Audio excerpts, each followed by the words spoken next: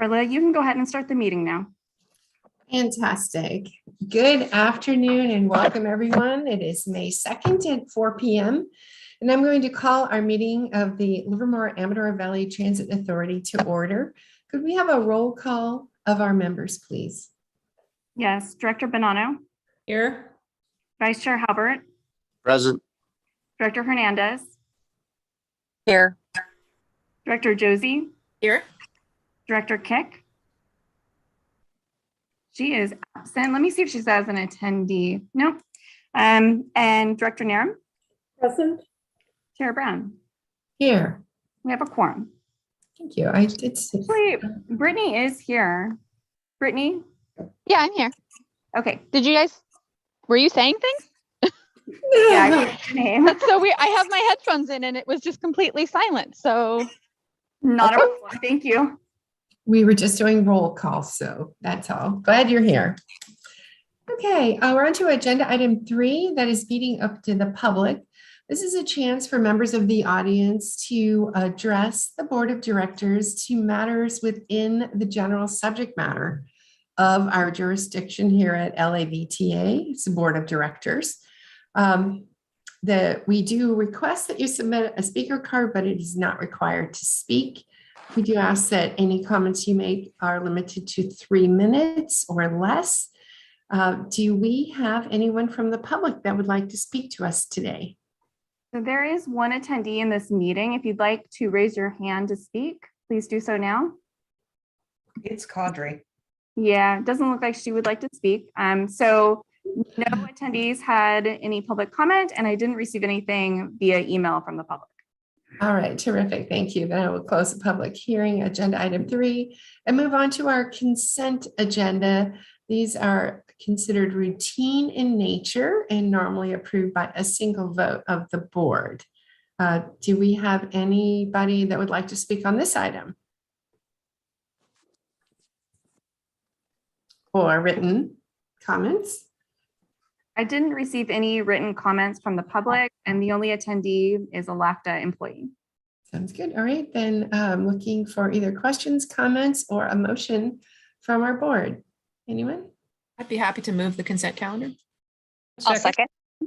Moved by Josie, seconded by Kick. Comments? All right, let's take a roll call vote. Director Bonanno. Aye. Vice Chair Halbert. Vice Chair Halbert is not in here right now. Director Hernandez. Yes. Director Josie. Yes. Director Kick. Yes. Director Narum. Yes. Let me just see if he came back in. I do not see him. Chair Brown. Yes. Motion passes. All right, our consent agenda passes unanimously. Agenda item 5, which is LAVTA's operating and capital budget for 2023. And we do have some pretty significant items on the capital budget program. Tamara, would you like to take it away? Sure, I'd love to. So presented to you is the FY 2023 operating and capital budget for LAVTA.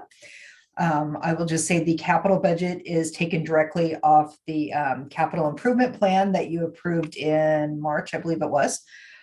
So that's just kind of a rehashing with a little more written about it. In terms of operating, we are seeing some pretty high increases, over 14% overall. It wasn't really a surprise with everything that is going on. We are seeing increases in labor costs for both of our contractors. And then our fuel costs are almost budget-wise, almost $2 a gallon more than last year.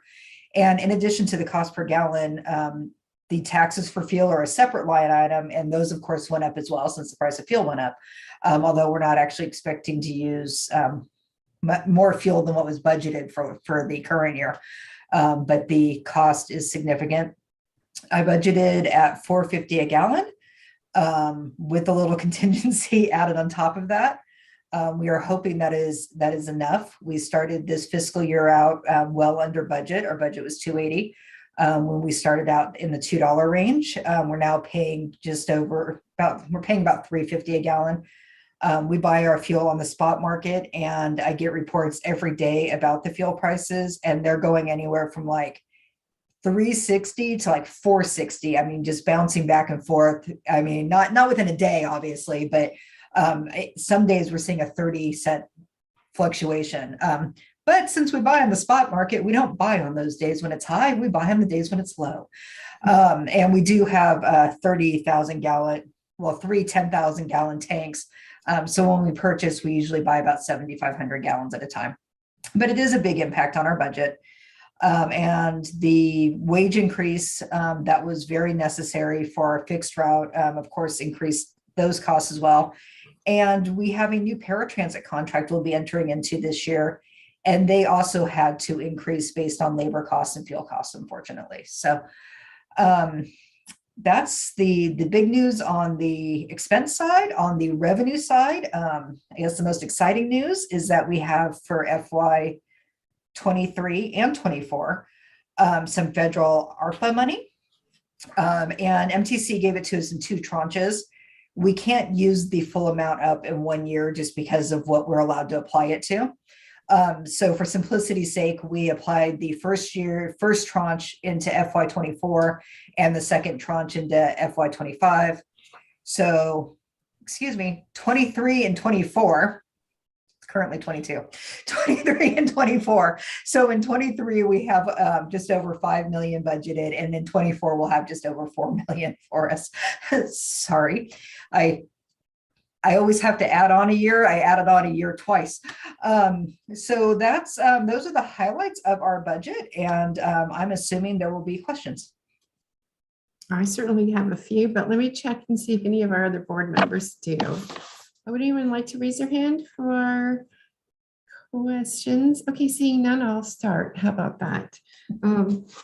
Tamara, when you look at a budget that is 14% higher than adopted, obviously you adjust many of these things, but fuel was a big part of your topic. We're looking more and more, of course, we have hybrid buses now. We're looking at, what about the stability of electricity as it relates to fuel? Are you seeing changes in that on the market? And do you see, as we're transitioning out of these fuel required buses and more into electric and electric hybrid, are you seeing some stability in your budget? So we don't budget for electricity as fuel because we don't have any electric vehicles. Our hybrids, they're kind of like a Prius. They recharge themselves off the diesel. And then we are looking at hydrogen is what has been approved. And Tone could probably speak a little bit better on the hydrogen prices. We are anticipating them to come down. Hydrogen prices are fairly high. Luckily, we have a few years before we'll actually be able to buy hydrogen buses. And as more agencies and entities start using hydrogen, the cost should come down. We did actually, we're working on a project to get a hydrogen station built. I believe it's in Tracy, which will help with the cost as well because it won't have to travel as far to get to us. Right. Yeah, we are definitely going to hydrogen, and I truly appreciate that. I didn't realize our hybrid buses recharge themselves. That's interesting. They do. That's great. What about the paratransit vehicles? Are those plug-in at all? I don't believe so. Tone, on the new contract, I don't know what kind of vehicles they proposed. I'm assuming they're gas, but I'm not positive. They are. The entire fleet are made up of gasoline sedan and vans. Why did we decide to go that route instead of an electric option? So with the paratransit service, we're currently under a contract with Transdev, which is the operator for County Connection. And Transdev have a subcontractor, which is Big Star, and they're the one that provides the vehicles. So the vehicle came with the contract that County Connection has. So our MOU is kind of inherited of what was already in the contract. Okay, I'll see if anybody on the board would like to push for something different. And then when we have the option, most of my questions. Are we Tamara, are we tax exempt at all? When you talk about paying fuel taxes, I know it's a big portion of what we have for our expenses. Do we get any credit on taxes? Yes, the tiniest amount. We are Hmm. exempt from the federal excise tax. However, in theory, when we're buying diesel, we get some of that back. It's a tiny bit in STA revenue. And we get some money back from Measure B and BB. Oh, excuse me, just BB. B's gone now. Yeah. BB. Of course, it's not, it's always funny because when diesel prices go up, people are like, yay, we'll get more STA. And I'm always like, but not as much as we're paying more in fuel. So it doesn't offset that amount by hardly anything. But no, we are exempt from federal excise taxes. And that's pretty much it. We have to pay a special tax. But that one's based on the number of gallons for having underground storage tanks. But that's based on number of gallons. So some of the taxes are based on gallons, but then you have like your sales tax, which is based on cost. Thank you. You state on page 2 of, I guess this is a summary report, but the remaining 4.3 million will be budgeted in 2024. I know this is early, but there are a lot of fluctuations on fuel. As I drive down the street as a user, sometimes it's 30 cents higher, sometimes it's 30 cents lower. I've heard that China's not importing as much. So now the crude price is dropping, but you've got 4.3 million. Is that some of that going to be used for the buses we've talked about acquiring, like the hybrid buses and so forth, or is this separate from that? No, that's ARPA money, and it can only be used for operations. Okay. So it could be used for fuel, but it doesn't need to be. We use it pretty much to pay our fixed route contractor. And there's rules about things that have to be subtracted. We have to subtract the fares we collect and stuff like that. That's why we can't use the full 10 million. We wouldn't be able to use it up all in 1 year. So they already had it split. So I just left it split exactly the way they had it. All it does is offset the TDA we would use 1 year versus the other. Okay, thank you. You know all those ins and outs of the American Rescue Plan off the top of your head, and I don't, so I appreciate it. No worries. All right, board member Bonanno. Yes, thank you. Let's see, a couple of quick questions. Tamara, does the budget assume full staffing at the new wages that we approved at last month's meeting? No, and I knew you were going to ask that. And I have a special spreadsheet. And I can tell you what we did. What we did based on it assumes that we will be at 91% budgeted by the end of the 91% staffed by the end of this fiscal year. So what we did is for the first quarter, and I should tell you the cost we pay per hour is also based on the level that we're running, the cost per hour plus the management fee, because the management fee includes mechanics. So if you're running more buses and more hours, you need more mechanics. So we assume that in the first quarter, we would be at 79% fully staffed. That was kind of the midpoint. Tone has this wonderful spreadsheet that had this kind of all projected out. And then quarter 2 at 85%, quarter 3 at 87, and then quarter 4 at 91. And then the hope and the plan is that for fiscal year 24, we'll be able to budget at full staff, because hopefully we will have that full steady staff where we're not worried about, it dropping all of a sudden, that kind of thing. So that's what we did. We fluctuated it based on kind of what we're seeing out there. And I will tell you, those wages have helped.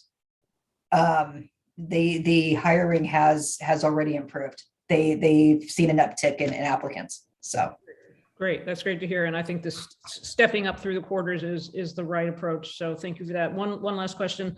You mentioned that we are still within our reserve, in compliance with our reserve policy. Mm-hmm. Can you just say two things? What is our reserve policy in terms of what fraction of, or what dollar amount or fraction of budget needs to be held in reserve, and how close are we? That may be buried in one of your tables that I didn't get to, but I thought it would be easier to ask you than spend the time pouring through the columns. No, of course. So it's actually right behind the staff report. And I'm glad I have it on paper because I've now changed screens too many times. So our policy is 3 to 6 months. And that was set in place because at one time we had nothing in reserves. And the economy crashed in 2009. And so if you look, the uncommitted, so the dollar amount would be 6 to 12 million. And our uncommitted reserves, because we have a very high number, but if you look at the capital budget, it shows a lot of TDA coming out for like the Atlanta's facility and that kind of thing. We have to budget it in there so that we can get the other funding sources. But if I draw that TDA down now and we don't spend it right away, I have to send it back and then I can't get it back for 2 years. So I didn't draw it all down. So I have it listed as committed reserves, those amounts. So when you subtract all the committed reserves, we're just under 16 million. Okay, So above our 6 month. got it. Great, thank you. I do see that now. Thank you very much. I appreciate that. That's all I had for questions. Doolin Tower upgrade. What is the Doolin Tower upgrade? So Doolin Tower, and for years I thought it was a technical term. It's our radio tower on Doolin Road.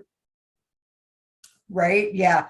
I always thought it was some like fancy, technology I didn't understand. And Doolin Road is right off the freeway. The land actually belongs to, I think it's the city of Pleasanton. It's one of the cities, and it's the water department for one of the cities actually owns the land. Oh, it's Livermore, because we worked out this deal that they would let us use the land for free, and we would provide bus tickets at the time. Now we do our passes, but to their HSA department to give out to people who needed it in exchange for letting us use the land for free. So that's our radio and our AVL system. And with the, we had an uninterruptible power source up there that kept dying because it could only hold power for so many hours. And with those PG&E shutoffs that we have during the summer, we had an issue where we had, the system was down for multiple days. We were still able to use the radio as open mic, but you can't track the buses. If there's an emergency, the driver has to just, grab the radio and hope you hear them. There's no alarm, there's no tracking them, that kind of thing. So we're trying to prevent that from happening by putting in a much bigger generator. Interesting that we have our own communication system instead of just using the internet. So cell phone towers and so forth. Okay. All right. Well, sorry, board member Bonanno and I don't sit on the finance committee, and they've probably asked you all these questions, but this is our chance to ask. Okay. I don't see anyone else for questions. So would anybody, especially from the finance F&A group, like to make a motion, or anyone? I'll move with a question. I'm with the kids, so I'm a little distracted. Did you go over the fact that you have what is it? Tiered staffing levels with the rest of the board? Okay, good. Yes. Great. That's all I wanted to make sure was pointed out, that we did ask that, and that is clear. And I will move approval. Seconded. Okay, motion made by Kick, seconded by Naram. Can we have a roll call vote? Oh, do we have anybody who would like to speak on this? Did anybody write in? So there's no attendees any longer in this meeting, and I didn't receive any comments via email. Got it. All right, thank you. I'll go ahead with roll call. Director Bonanno. Aye. Vice Chair Halbert. Aye. Director Hernandez. Aye. Director Josie. Aye. Director Kick. Aye. Director Naram. Aye. Chair Brown. Aye. Motion passes. All right, sometime I'm going to have to ask you guys what's the difference between aye and yes or yay. But I don't want to slow down our meeting.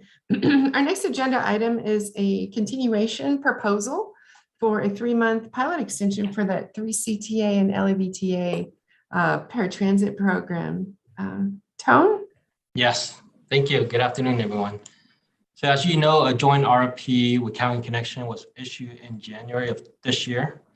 The original plan was to bring the staff recommendation for a contract award to today's meeting. Although a vendor has been selected by the evaluation panel and approved by the joint ad hoc committee, negotiation with the select vendor is still in progress. Based on what's still outstanding, staff expect the negotiation to be wrapped up in the next 2 weeks, which is just in time for the May P&S and the June board meeting. So for today, staff is requesting to extend the MOU with County Connection for the paratransit pilot program until June 30th. This will allow us enough time to complete the ongoing RFP and have a new contract in place by July 1. So no change to the service, no change to the contract, just the term of the agreement extending 3 months. So with that, I'll be happy to answer any question you may have. I don't see any hand raised, but I was pleased to be a part of this subcommittee along with Supervisor Halbert, and all the results are coming back extremely positive. Could you expand on that, Tone? Just what you're seeing from feedback from the users and riders of this blended, unique agreement between 3CTA and LAVTA?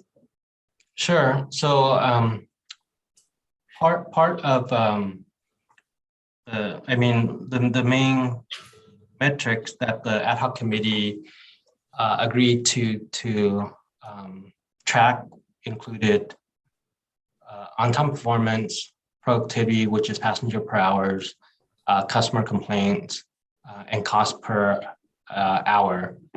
And through the first, I think we looked at the first 11 months of the pilot program, everything was trending in the right direction.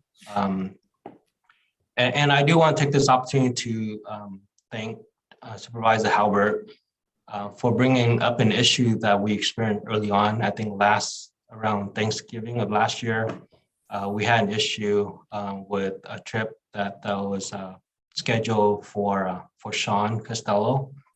And through that exercise, we learned that a few of the staff that were overseeing the reservation function wasn't properly trained, and that the phone system we had in place wasn't working properly.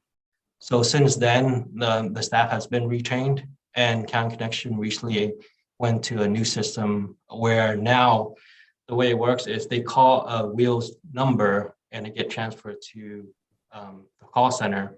In the past, the person that's answering the phone doesn't know if that call is coming from a County Connection customer or a LAVTA customer. But with the new phone system, we'll identify this is a LAVTA customer. So they all have a script, one for County Connection, one for LAVTA. So now the process is a lot more streamlined.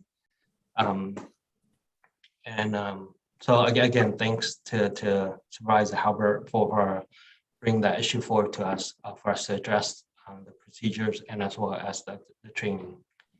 Yeah, absolutely. Thank you. Okay, don't see anybody's hands raised for the approval on this agenda item. Did we receive anything written, please? So there's no public attendees right now, and I did not receive any public comments via email. Okay, well then I'll look for a motion to approve. Halbert will move. Oh, I'll let the Okay. supervisor go. I'll Okay. second. All right, thank you. So a motion made by Halbert and seconded by Bonanno. Could we have a roll call vote, please? Yes, Director Bonanno, Aye. Vice Chair Halbert, Aye. Director Hernandez, Aye. Director Josie, Aye. Director Kick, Aye. Director Narum, Aye. Chair Brown. Yes, aye. Motion passes. Terrific. Okay, we have one more agenda item before we go into closed session, and that is our executive director's report. So I'll call on our interim executive director, Ms. Edwards. Would you please give us a little rundown? Thank you. We actually talked about changing its name, just so it wouldn't be confusing, changing it to interim executive director's report.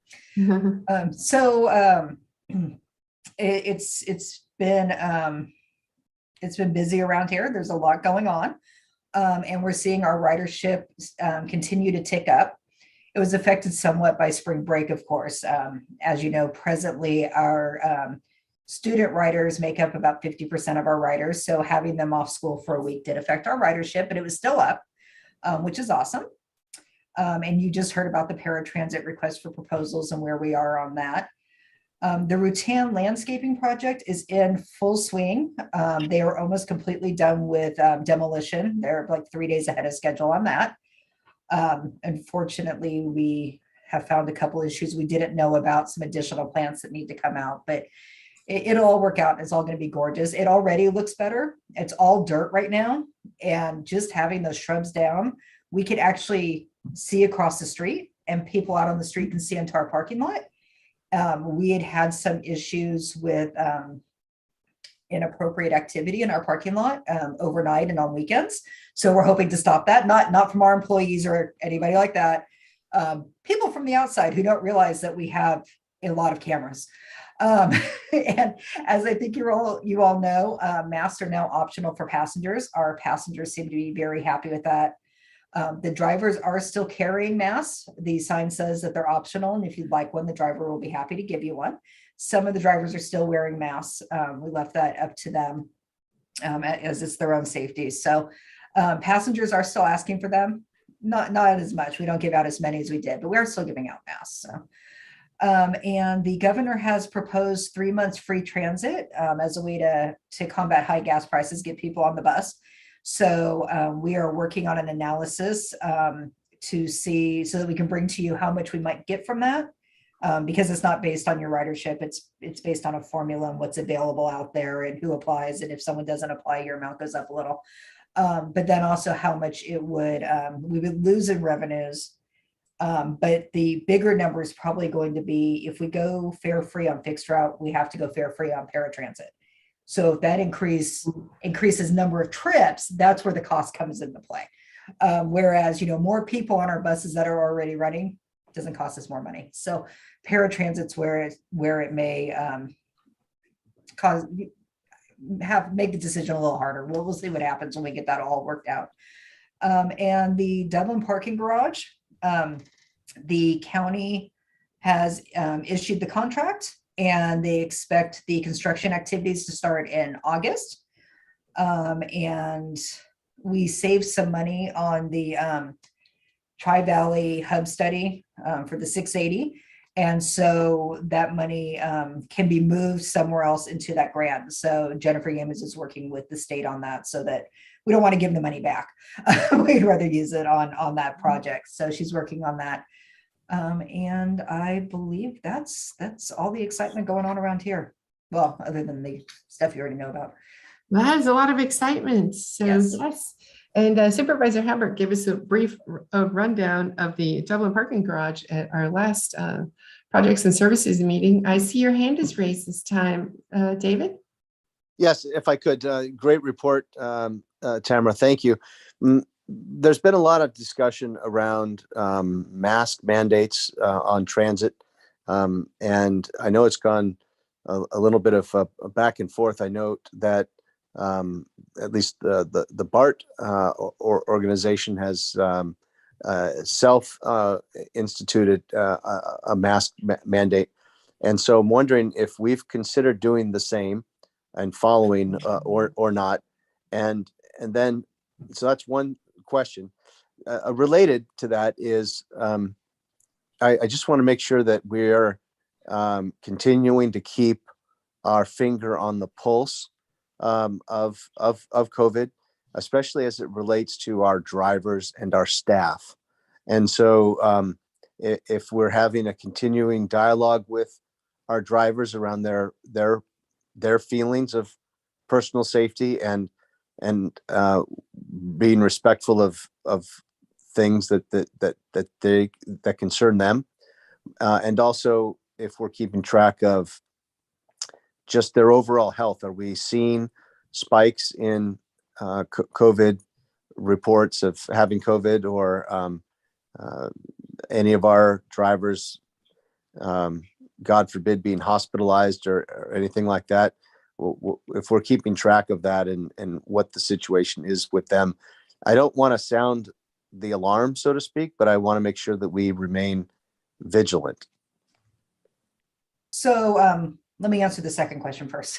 So in terms of our driver and our LAVTA staff, we have not had a report. MV Transportation, we meet with their manager every morning, and he would come in and let us know, we have 2 drivers that tested positive, or we had somebody who was exposed, so they're quarantining at home, that kind of thing.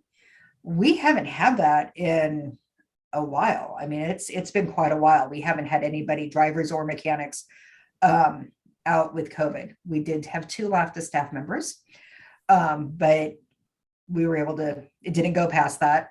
And I went to the driver safety meetings this month. And this was right about the time that the mask mandate was, we were hearing that it was going to be put to an end. And the drivers were happy to hear that they had the choice, that they would have the choice, but most of them were happy to not have to enforce it with the passengers, because the passengers who don't want to wear a mask, and then the drivers would have to tell them, you have to wear a mask. It's mandated by the CDC. A little easier to put it on the CDC. It's mandated by the CDC. And some passengers would put their masks on, and some passengers wouldn't. And some passengers would threaten the driver. And sometimes we had to call the police out. And the police honestly did not want to come out because somebody didn't put their mask on, but our drivers had no choice. So they were actually, there was a lot of excitement about the fact that they were not going to have to enforce it. And we did tell them that they were welcome to wear their masks as long as they want, because they need to take care of themselves. And they were also told, be sure you're using the, we have a barrier between the driver and passenger. It's plexiglass and metal. We are still, the buses are still being, I can't think of the term, but where the air is being filtered and cleaned. So that's kind of the reaction that's happened here, and kind of the status of where we are with COVID here at LAVTA. To be honest, compared to other agencies, even agencies our size, we never had the kind of outbreak that others did.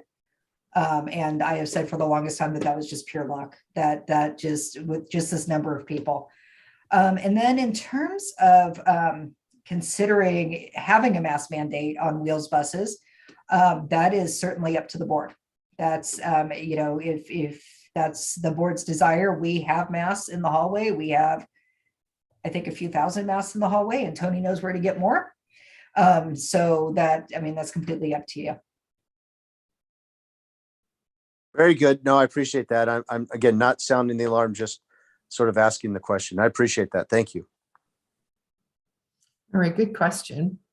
Okay, and I want to thank Tamara. She got a report that somebody was smelling something strange in the regeneration part of the particulate removal filtration program apparatus. And I guess that's where it ended up falling, is that you gave me the feedback. Everything was in operational order, and the rider just said they're very, very sensitive. So extremely sensitive, like maybe a person most people wouldn't even notice. So I actually watched the video of that incident.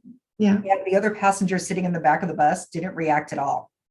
But this particular passenger, you could see she was struggling. And the driver got her to the next bus stop and got her off the bus as quickly as he could. We also had MV's general manager, that's who she'd reached out to initially. I thought he'd explained to her exactly what it was, but he said he hadn't got into enough detail. And I think that's why she thought it was the air conditioning filter, because if you say filter, that's what, who knows about particulate matter trap filters? I mean, I do, but most people don't. Your normal passenger wouldn't. So he called back and he explained to her exactly what it was, that they just happen when it's time to happen. There's no way to, you can't stop them. You can't predict them. And I wish there was a way to prevent it when she's on the bus, but unfortunately there just isn't. Well, as a follow-on question, is there some areas of a bus that are further away from the particulate matter filtration? Mm-hmm. So particulate matter trap, and I can send you pictures if you'd like, because I had the maintenance department get me into the back of the bus, lift up the engine, show me how it works. They are in the back of the bus. So there's a panel that lifts up in the back of the bus, and there's these pipes, and they go up and they actually feed out the top of the bus, that exhaust pipe out the top of the bus.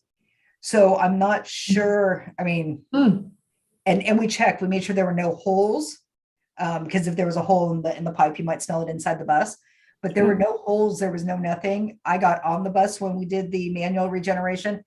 I couldn't smell it. I wasn't affected by it. But again, this is somebody with a very, very sensitive respiratory system. I was thinking if it just vents to atmospheric pressure, if the wind was blowing and did a reverse flow, or just strange, very strange, possible. Very unusual situation. Okay, thank you very much. Board member Kick. I was just wondering, following up to the comment about our filtration continuing. We're not, well, I'll ask the question rather than make an assumption. Are we planning to continue that forever? I personally feel that there's benefits to air filtration beyond COVID. So is that something that we're budgeting long term? Yes, so Okay. that system cost us over $200,000. And as far as I'm concerned, as long as it's working, we'll continue it. Tone did budget for the annual maintenance on it. So it is budgeted. And honestly, I can't see why we'd want to take it out unless, one of the systems died on one of the buses or something, but they're really only a year old. So we've got a long time. And they're used by students who historically have germs. Yeah, they're So a higher percentage of I'm just germs. kidding. I'm talking only about my own germy children. That's right. Yes, but Okay, even thank you. I those- just wanted to clarify we budgeted that maintenance because We I didn't sure did. remember seeing it. Thank you. All right, good question. But yeah, even those high school students have germs. Okay, all right. So with that, Executive Director's report conclusion, thank you for the good questions. We're going to adjourn to closed session. All of our board members should have received an email just recently from Zoom. It'll say from Zoom and it will be your link. So I'll see you in closed session.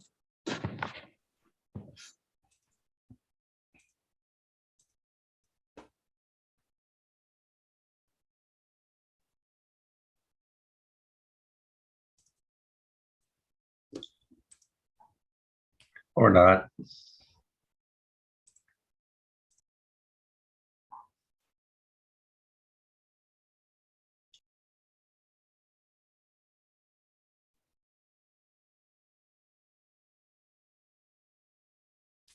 I left here.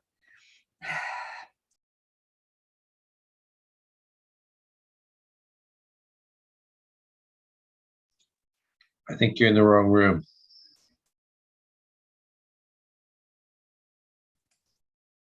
Carla, you used the wrong link.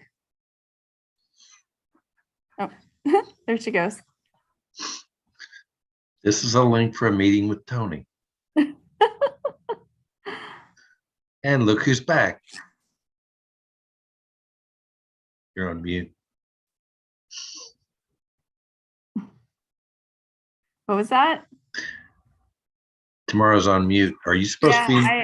I asked her to unmute. I don't know. Oh, I wonder if she's trying to go into the other meeting. Awesome.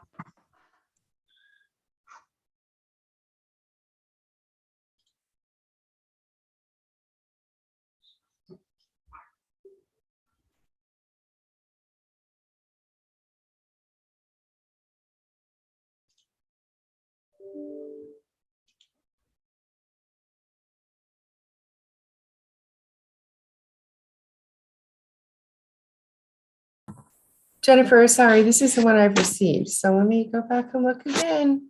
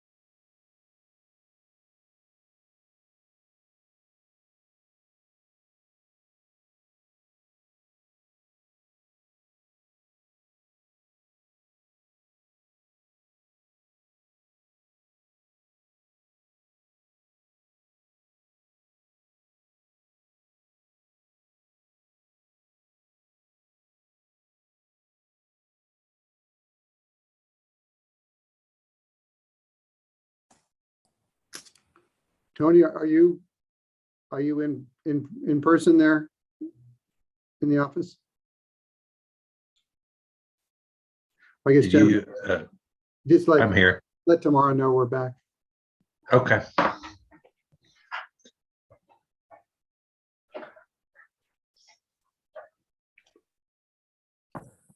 Looking for Councilmember Narum.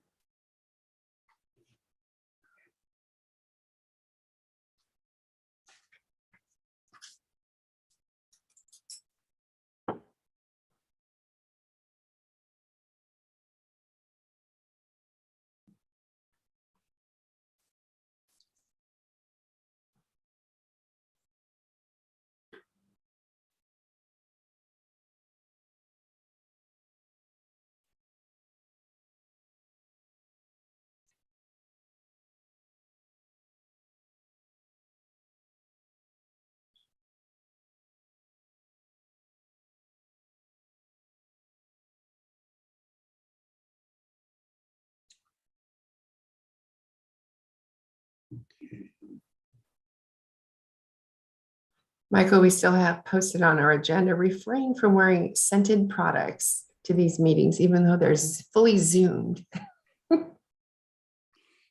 Yeah.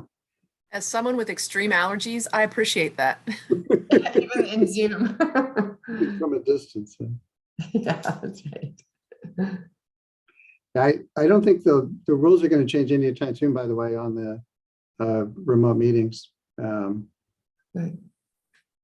How about the where we have to vote every month for It was on our consent calendar, wasn't it? 361? Is that going to change, do you think? Because some meetings we There are have. two bills. There are two bills. Our agenda had the consent calendar. Our consent calendar had the adoption of the 361. There are some bills that would modify, but I heard they're getting kind of held up. I saw an update from the league, and I'll hear more. I'm going to the city attorney conference on Wednesday. But I heard the one that was really most flexible was also the one that was getting opposition from the newspaper association. So we'll see. I know some of the meetings that we attend are quarterly, and it's quite uncomfortable to be creating meetings that are not necessary. Okay, well, we are going to reconvene to open session and discuss the appointment of the interim executive director and compensation. Mr. Conneran, would you like to take the lead? Sure. The board met in closed session both to discuss the recruitment process for the new executive director, as well as to discuss negotiations with staff regarding the interim filling of the roles. And I think the board really two actions. One is the appointment of the interim executive director, which would be Tamara Edwards. I think we should have a separate vote on that. And then we discussed adding a salary increment of 7% of Tamara's salary, which I understand she would like to dedicate to her deferred compensation plan, and then 3% of Tony's salary, which I don't know if Tony has a preference salary or deferred comp, but I think we can give him that choice. So if the board's ready to move, I would say, you could maybe do it as all one, given the pain of having to do multiple roll calls. If someone make a motion for that collective action. I'll move that we give Tamara 7% increase to her deferred comp plan as she requested, and 3% at his choice. And this is the LAVTA salaries, right? This is nothing to do with that. Yes. Without compensation. I'll second that. And also I just seconded it. Oh, you did? Okay, well, my mistake then. Okay, motion made by Board Member Kick and seconded by Narum.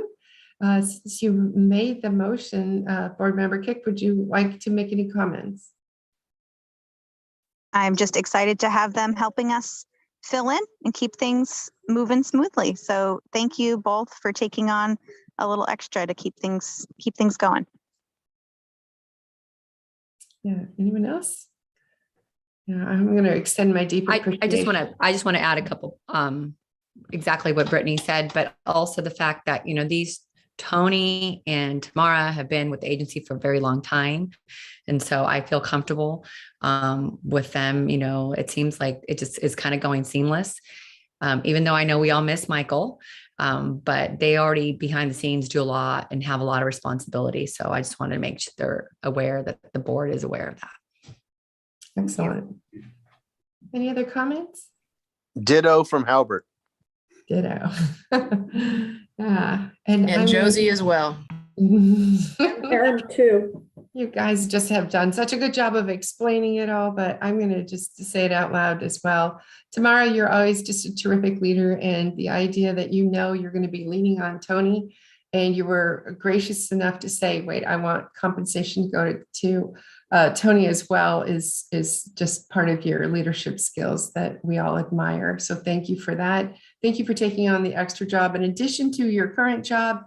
And thank you, Tony, for being here and being so solid for us. And you've been on the front of our operations services, is of course, our Madden van. So you both are above and beyond, and we greatly appreciate your service to the LAVTA community. We do miss Mr. Tree, so we will take a lot of responsibility to find his replacement as soon as possible. Okay, so could we take a vote, please, for this agenda item 12? Yes, Director Bonanno, Aye. Vice Chair Halbert, Aye. Director Hernandez, Aye. Director Josie, Aye. Director Kick, Aye. Director Neram, Aye. Chair Brown. Aye. Motion passes. All right, excellent. Feels solid to know we're in good hands. Matters initiated by Board of Directors. These take 3 votes to put something on a future agenda. Anybody looking to initiate something? Right, seeing none, our next meeting date is scheduled for June 6th. And thank you for the subcommittee for working on the recruitment. Meeting's adjourned. Bye, everyone. Good meeting.